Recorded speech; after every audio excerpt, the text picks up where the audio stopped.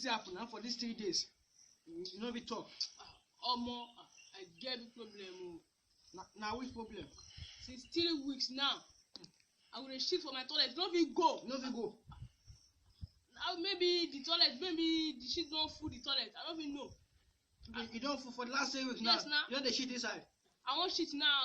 I don't feel shit. And the fair person make you help me do am. You know something? I will help you. Help me. I fit do am. I don't even know. I did do am well for school now. If I know, I will tell you since last week. 3 weeks now. They know my story.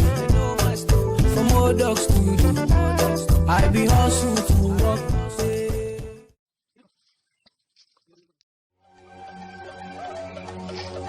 What? Not be juju be that. Jesus is Lord. I hear me to me, by me. Thank you for saving